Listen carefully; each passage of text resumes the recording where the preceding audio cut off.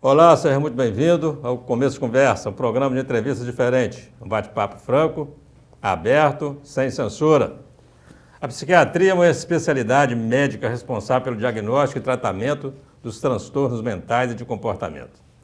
Tratar doenças mentais como a depressão, o transtorno bipolar, a esquizofrenia, a demência e os transtornos de ansiedade fazem parte dos desafios de um psiquiatra. Pesquisas recentes apontam que o número de pessoas com saúde mental debilitada aumenta exponencialmente. Quais são os motivos desse aumento? Como lidar com essa enfermidade invisível, que além de comprometer a saúde, pode trazer outros problemas aos doentes, como o preconceito e a discriminação? O entrevistado de hoje vai falar justamente sobre isso. Ele é natural de Caratinga, estudou nas escolas estaduais Menino Jesus de Praga e José Augusto Ferreira e concluiu o ensino superior na UFMG. Ele se especializou em psiquiatria no Hospital do Ipseng, governador Israel Pinheiro, e se formou em 1994. Ele pratica filosofia e aperfeiçoamento pessoal na maçonaria, fazendo parte da centenária loja maçônica Caratinga Livre. Já foi deputado federal maçônico e agora é deputado estadual dentro da maçonaria, além de ser responsável pela loja de perfeição nos altos graus. Ele é casado há 24 anos e tem 3 filhos. Daqui a pouco você fica sabendo que é o nosso convidado no especial de hoje. Não sai daí. Nós voltamos já já.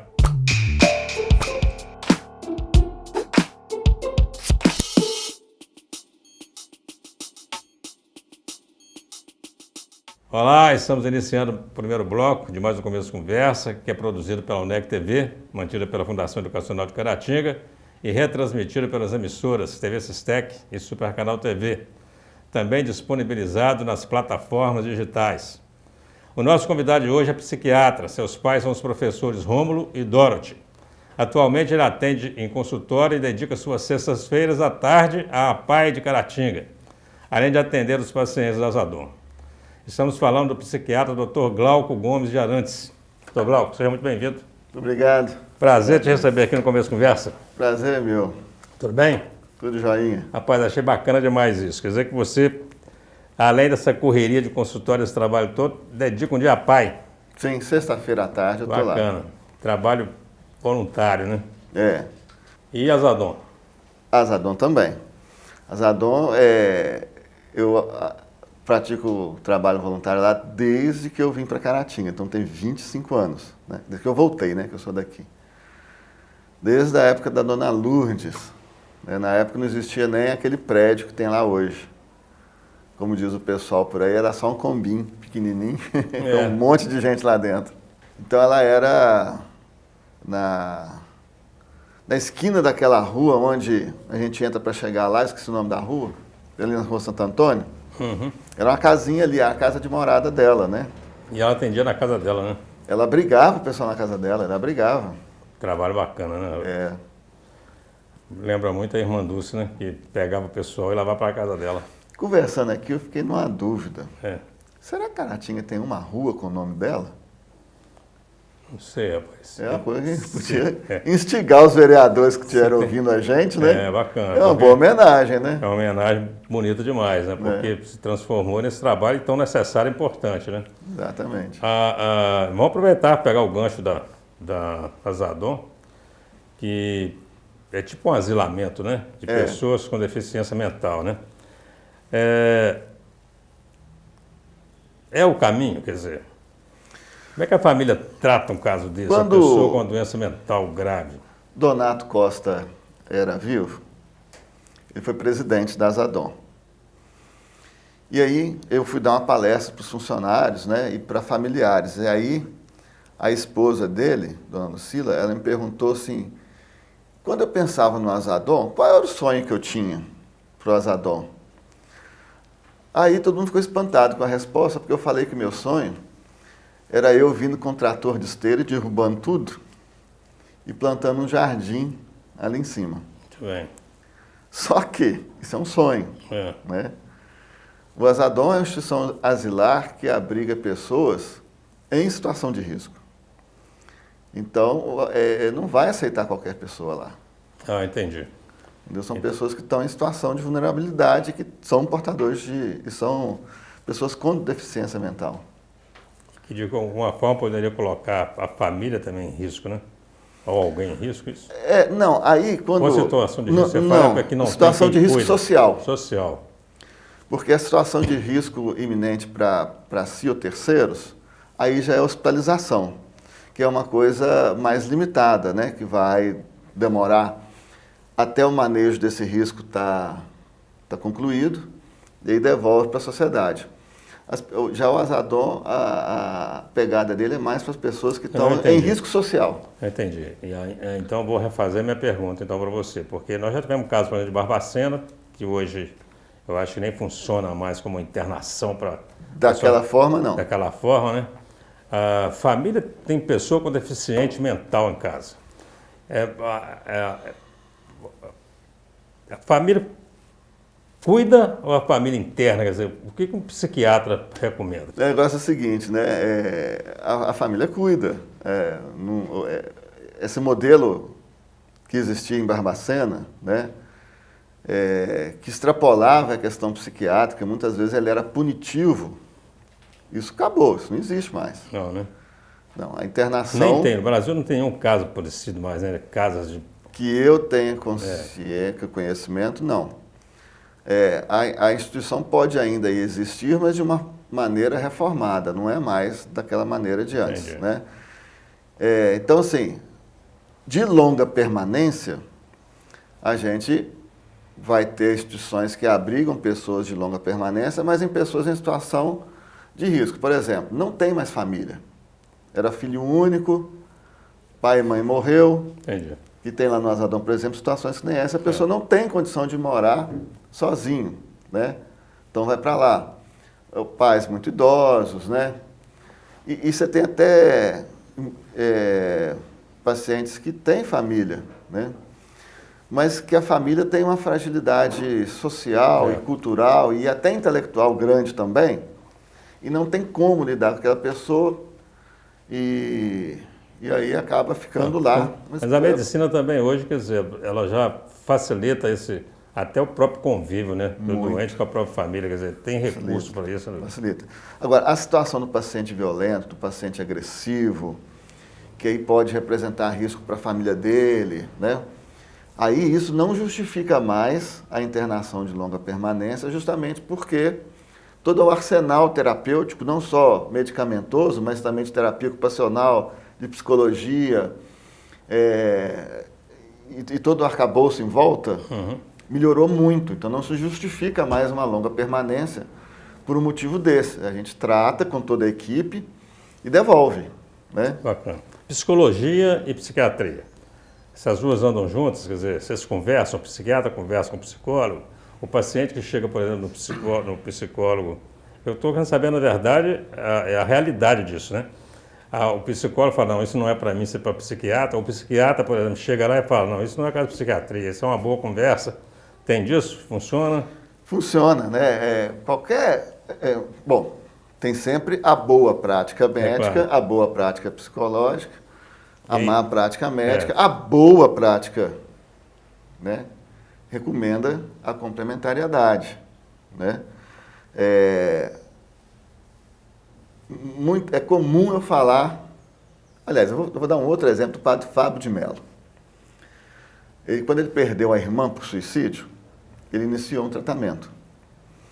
E aí... Psicológico ou psiquiátrico e psicológico. Tá. Aí ele falou com o repórter que estava tomando medicação. E o repórter falou com ele, olha, então você está tomando a pílula da felicidade? Ele falou, não. Eu estou tomando antidepressiva. Minha felicidade, eu que construo. Muito bem. Então, tem situações que a medicação não vai. É só a pessoa sozinha que vai. Mas para ela ir sozinha lá, ela precisa do apoio do psicólogo também. Bacana. Entendeu? Então, quando a gente pega dados concretos, matemáticos, científicos, o tratamento combinado com medicação e psicoterapia vai muito mais longe que um só. Isso aí. Com certeza. Claro. Eu fui olhando você falar do padre Fábio de Mello e dele expor isso e conversar isso com o repórter.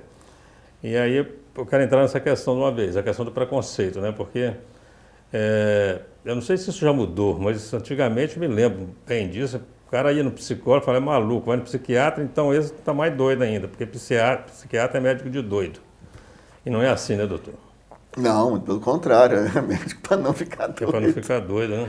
Mas esse conceito, quando eu me formei, por exemplo, e voltei para aqui, a gente já tinha isso. Né? A gente já tinha o trabalho do Zé Geraldo, que ele já vinha mudando isso, né? E a própria sociedade mudando também. Hoje em dia a gente ainda percebe? Percebe. Mas aí a gente percebe também que são pessoas que têm uma dificuldade maior em lidar com as coisas, né?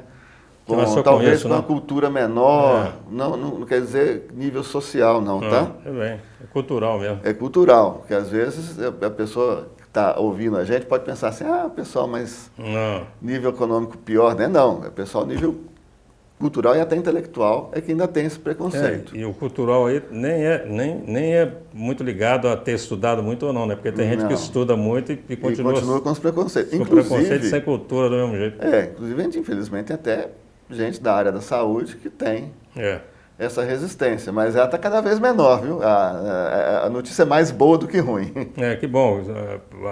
Tem melhorado, né? Bastante, muito. O psicólogo não precisa esconder a placa dele mais, nem o psiquiatra, não. né? Você sobe uma escadinha e você vai achar lá no final do corredor. Porque se eu deixar muito na porta ali, o sujeito fala, para entrar, ficava olhando para um lado para o outro, falando assim, se eu entrar aqui no Dr. Glauco, eu vou falar que eu sou doido, né? A situação antigamente era assim, né? Chegava o ginecologista de uma festa, né? Meu filho nasceu aqui com ele. Chega o psiquiatra, todo mundo ficava, acabou, não tem mais não. Bacana. Doutor, nós estamos terminando o primeiro bloco, a conversa tá boa, o tempo passa rápido, eu quero voltar para o segundo bloco e quero voltar a falar de depressão. Quero falar dos problemas sérios da depressão e também quero perguntar se não tem muito modismo em depressão. Você não sai daí, nós vamos para o rápido intervalo e voltamos já já.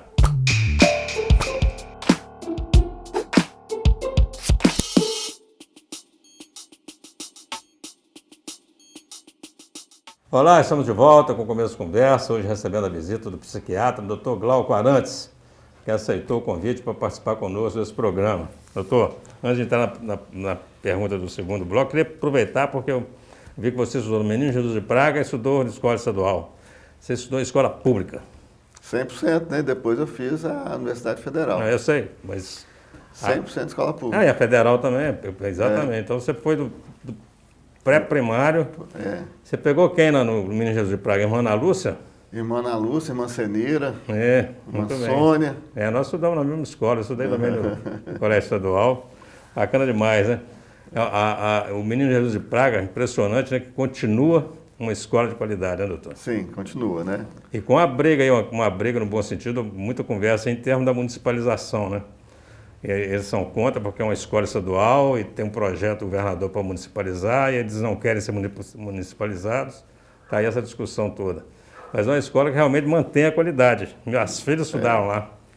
Né? Meu neto passou por lá, então é uma coisa bacana. A escola, na época, além de ser uma escola boa, era uma delícia, né? Não é? O doutor Glauco, depressão. Então, assim, a gente sabe da seriedade que é a depressão, precisa ser enxergada com a seriedade, né? Isso não é brincadeira. Mas parece que está todo mundo deprimido, aumentou a quantidade de pessoas deprimidas? Não, sem dúvida, né? Aumentou. Aumentou por vários motivos.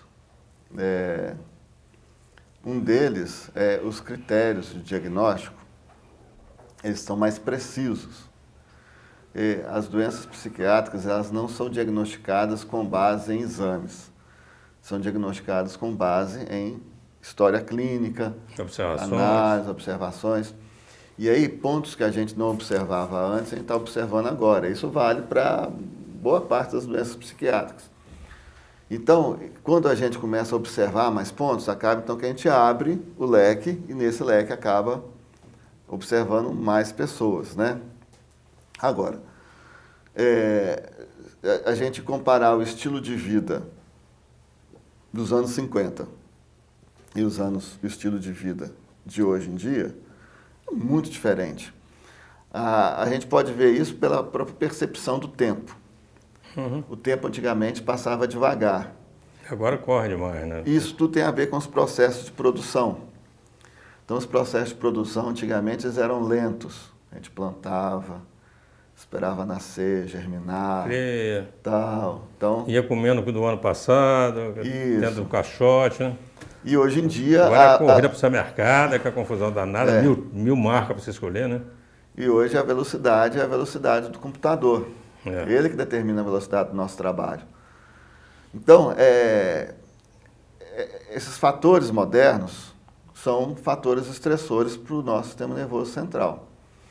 E acaba que isso predispõe a gente a ter mais desgaste, né? Porque a depressão, ela, se a gente for olhar ela assim, com uma lupa, né? Bem grande, for aumentando o tamanho dessa lupa, a gente vai ver que é um mau funcionamento cerebral. E aí, tudo isso, né? Essa correria nossa, quer dizer, a gente veio para cá, tá gostoso o papo, mas a gente tem que sair correndo para ir para outro lugar, né? Você tem outras atribuições, milhões, aliás, você tem milhões de outras atribuições, né? Todo mundo tem. E aí a gente vai naquela correria e isso acaba predispondo a gente, principalmente quem tem aquela genética, Tem né? genética para isso. Quer dizer que genética é uma coisa importante, né, doutor? Genética, Na né? minha família, por exemplo, quem é que teve histórico de muita depressão, essa questão toda? A gente vê que a vai, de alguma herdabilidade, forma, né? A influenciar. gente vê isso aí em trabalhos de gêmeos. Eu perguntei até, eu terminei o primeiro bloco falando sobre modismo até, é porque tem hora que a gente fica pensando que acabou a angústia, acabou a tristeza e que tudo virou depressão, né? E isso porque a gente que é leigo, né? Então, a pessoa está triste, está deprimida, está angustiada, está deprimida. Né? Não, mas a sua percepção, ela tem lógica. Porque aí não é uma observação que eu vou falar agora, não é uma observação de livro, é uma observação minha, pode ser que ela é coincida com o livro. Que as pessoas estão cada vez com menos habilidade e menos paciência para lidar com ela mesma. Sabe, às vezes uma angústia normal, natural e benéfica Faz parte, né? faz parte, porque é isso que vai fazer a gente crescer, né? Deus, quando fez a máquina, ele pensou muito antes, porque ela fez ela perfeita. Até as emoções ruins têm uma função para levar a gente para frente. Então, às vezes eu vejo no consultório situações de pessoas que querem medicar situações que não são medicáveis. O que há é uma falta de habilidade ou de maturidade para lidar com aquilo e o remédio não vai mudar aquilo que ela quer que o remédio mude. Pô, interessante. Aí é que entra a complementariedade com a psicologia. Aí é que eu preciso falar, olha, peraí, eu acho que você está indo no caminho errado, né? Que não. Pô, bacana isso, né, pai? Não, eu achei bacana e é bom você falar isso, porque foi uma oportunidade boa da gente estar levando para o telespectador, né? Porque a pessoa fica pensando, chegou no psiquiatra e entrou no remédio, quer dizer, quando encontra um profissional sério, vai falar, seu caso não é remédio, seu caso seu caso às vezes até se relacionar mais, sei lá, às vezes até rezar um pouco, então de se divertir, passear, né? Ou mudar seu trabalho, ou ir procurar um psicólogo, não é o meu comprimidinho que vai. Porque dar comprimido é fácil, né? Falar, toma isso aqui. Tchau, né? E tchau, né? Mas depois disso tem todos os efeitos desse remédio quando ele não era necessário, né? E eu acho bacana porque, assim, quando a pessoa precisa do remédio mesmo, ele faz um efeito fantástico, né, pai? Você vê que realmente, assim... E é a questão da precisão também, porque não vai adiantar se a expectativa da pessoa é que... Vou dar uma situação absurda, mas acho que quem está nos ouvindo vai mais ou menos entender. Tem gente que espera que a medicação vá mudar o comportamento do marido. A medicação dela, né? Não vai. É aquele papo Padre Fábio. O remédio vai não deixar que ela entre no quadro depressivo e tudo piore, né? Mas a mudança do casamento passa muito pela mudança dela mesma. cabeça. E aí, quem sabe, a outra pessoa também muda, né? Inclusive pela aceitação da própria pessoa, né? Não dá para você pegar, você está deprimido, vou te levar no médico. Eu não vou. Esse é um caso que não vai adiantar muito não, né? Normalmente não, Não. né? A não ser quando o paciente caso realmente, muito grave. efetivamente vai É. e a gente percebe que de fato tem um quadro depressivo, a gente consegue convencer ele disso, aí sim. Ricardo, por exemplo, não sei se você já ouviu falar isso, tem gente que chega naquele ponto que fala assim, opa, tô deprimindo, não vou deprimir não. E consegue sair daquele quadro. A própria pessoa faz isso. Isso não era depressão, nada, devia ser uma angústia qualquer, né? Ou tem isso mesmo, a pessoa controla a sua depressão, assim? Não, um quadro depressivo leve até que dá, sabe? Mas um quadro depressivo já de moderado a grave, ele fica oscilando. Então tem que chegar uma hora que dá uma oscilada mais para baixo e a pessoa às vezes, tem que dar o braço a torcer. Ela precisa ser enxergada como uma doença séria, né, doutor? Seríssima, né? Ela mata. Seríssima. Que pode levar a casos mais complicados. Né? E a família? Como é que você consegue? Qual que é a primeira percepção de que alguém está deprimindo, por exemplo? Quem está nos assistindo agora e olha o filho, olha a mãe, sei lá. Olha, é a mudança persistente. É? Vamos dizer assim, né? Qual que é o macete? Mudança persistente do humor. Do humor no sentido de mal, bom humor, não de nervoso ou calma. Bom e mau humor no sentido de tristeza, alegria e até de nervosismo também. Então, essa pessoa mudou. Mas mudou porque estava aguardando receber um dinheiro grande, esse dinheiro não veio. Essa mudança de humor, por exemplo, ela fica uma semana top, não tem problema. Mas se persiste um mês inteiro, aí a gente já começa a ficar meio de orelha em pé que tem alguma coisa acontecendo. Então são mudanças persistentes e mudanças biológicas também, do tipo alterações do sono, alterações de apetite, alterações de peso. De humor, de tudo, né? É. Bacana. Nós estamos terminando o segundo bloco, eu queria começar o terceiro bloco, a gente falando sobre a inserção de portadores de TDAH, de autismo, por exemplo, em escola. Eu queria falar isso que é um tema recorrente que está em discussão agora, que é a questão de manter ou não esse aluno em grupos sociais. Se vamos cuidar dele, se ele vai ser educado separadamente ou se vai ser educado junto com os outros. Eu queria falar sobre isso. A conversa é muito interessante, não sai daí. Nós voltamos já já.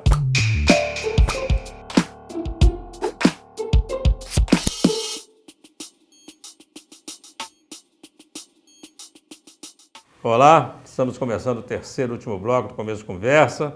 Você que chegou aí agora vai poder acompanhar essa conversa sensacional com o psiquiatra Dr. Glauco. Dr. Glauco, a criança com alguma deficiência, e eu dei exemplo de TDAH, de autismo, devem ser educados em sociedade com os alunos que não têm nenhuma síndrome ou separadamente, essa é uma discussão que está hoje, inclusive, no Congresso. Eu acho que essa não é uma discussão que está encerrada, que está fechada, né? Tem que ser debatida, é um tema espinhoso, de muitas posições, e eu fico orando, pedindo a Deus que esse debate seja feito com base na luz da ciência e não na luz da paixão e do achismo. Nós temos que nos debruçar e estudar sobre isso. Eu posso dizer que, como tá bom, perfeito? Não. Por quê? Será que inclui mesmo? Então, será que uma criança portadora de autismo, um adolescente portador de autismo que está numa escola curricular e que não é chamado para nenhum dos aniversários de 15 anos, ele foi incluído? Será? Né? Então, assim, do jeito que está, não está bom também não, né? Isso não é uma crítica, assim, é uma constatação que nós estamos engatinhando nesse assunto. Nós temos que nos debruçar, estudar sobre isso, ver o que outros países tiveram de solução. Não tem também não, tá? Deixa eu te adiantar já de uma vez. Está em aberto essa questão e ela precisa de ser estudada pela academia. É de lá que vai vir a resposta, né? Apontar caminhos, pesquisar, botar em prática, ver se funciona, ver se não funciona. Porque eles são a parte, os alunos, né, com deficiência, são a parte mais frágil desse jogo todo. E a gente tem que cuidar. Então, a ciência cuida dessa forma. E nós falamos de autismo aí, e diagnosticado autismo, por exemplo, numa criança, isso é uma sentença para a família? É uma sentença no sentido de que tem um problema. Bola para frente, vamos embora. Mas, mas né? é uma sentença. Mas não é uma sentença de sofrimento, por exemplo. Não. Né? Mas, O autista, ele pode caminhar, né, doutor? Ele caminha, independente do que a gente acha. É igual uma criança, olha, seu filho tem diabetes do tipo 1. Vamos ter que ter cuidado com doce, com bala, né? Eventualmente vai ter que fazer isso, uso de começa insulina, aquela dieta desde cedo, vai poder ter, talvez vai ter hipoglicemia em algum momento, tal. Essa criança com autismo vai ter as características dela, que não vai ter que tomar mais cuidado, estimular mais algumas partes, né? Saber que tem coisa que nós é que temos que nos adaptar. A gente vê também, mas esse menino tem que adaptar isso aqui, ué. Não é assim. Alguma coisa outra não, né? Então a gente tem que ter sabedoria para poder lidar com isso e saber. Uma vez pediram para eu dar uma palestra lá na PAI para as mães sobre quais eram as causas da deficiência. Aí não falaram qual deficiência, deixaram aberto. Ia ser uma palestra de mais ou menos 5 dias, né? Para falar tudo. Mas todo mundo estava esperando uma explicação médica, né? E aí a palestra ela foi de mais ou menos 1 hora só, né? E eu peguei passagens bíblicas e mostrei para elas que a causa da deficiência é que Deus está te presenteando com alguém que vai te proporcionar crescimento, que você é uma pessoa especial, por isso aquela pessoa está ali, você recebeu. E é bem assim mesmo, né? Porque... Tá? Então, assim, não preocupa com explicação genética para isso, não. Acho que a receita e o ingrediente que não pode faltar de jeito nenhum, amor nem não falta, né? Amor da mãe, amor do pai, porque quem tem essa criança em casa sabe exatamente a importância disso tudo. É difícil para lidar com isso tudo, até muito por conta da sociedade, mas é uma alegria que você tem dessa aproximação, né? Eu vejo a criança que tem síndrome de Down, por exemplo, e como que a afetividade, né? A afetividade dela com o pai, com a mãe, é uma coisa impressionante, né? E assim, a criança portadora, a criança que tem um autismo, por exemplo, né? Quando você consegue vencer e ganhar o beijo primeira vez, isso aí é fantástico, né? E ganhar o beijo são conquistas da criança típica. É normal, né? Vantagem, não. É bom, mas é rápido, né?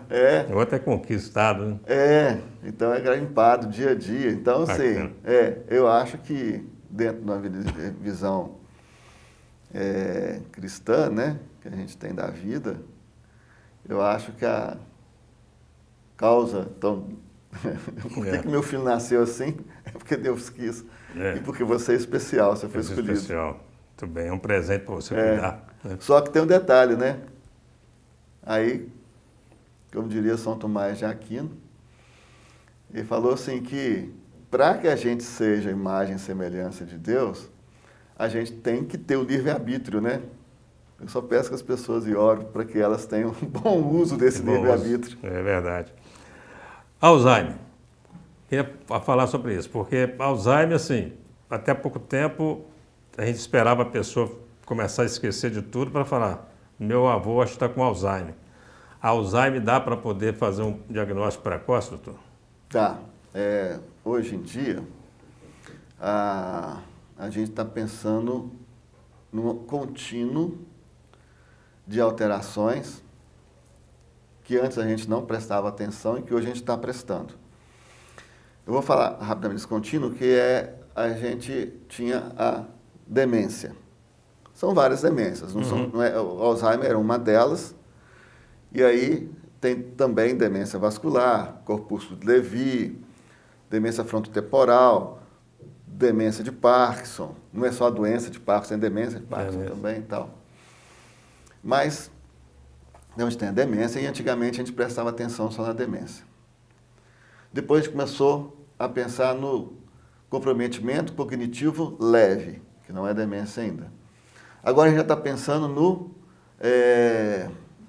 na deficiência cognitiva percebida, que é uma outra entidade clínica que ainda não nos compêndios, ainda não é um diagnóstico, isso é muito recente. Então, esse comprometimento cognitivo percebido é quando o próprio paciente, isso também a gente não valorizava e agora a gente valoriza. O próprio paciente sabe que está esquecendo. Então, antigamente a gente falava, e reaprender é difícil, né? A gente falava assim que, mas se ele lembra que está esquecendo, ele não está. Então não tem problema, ele lembra que está esquecendo. E aí, hoje em dia, já tem pesquisas de segmento que a gente vê que pessoas que não, vamos supor, pessoas com 65 anos, há 20 anos atrás, por 65 anos, e que tinham a percepção que a memória dela não ia bem, e pessoas que não sentiam isso, não, minha memória está ótima, está top, está boa, estou bem.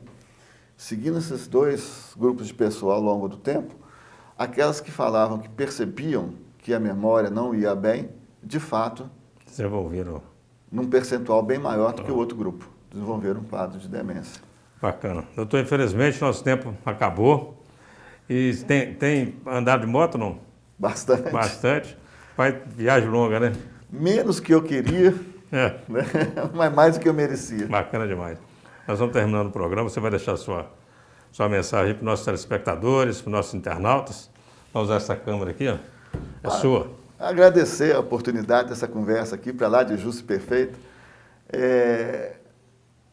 Botar à disposição, né?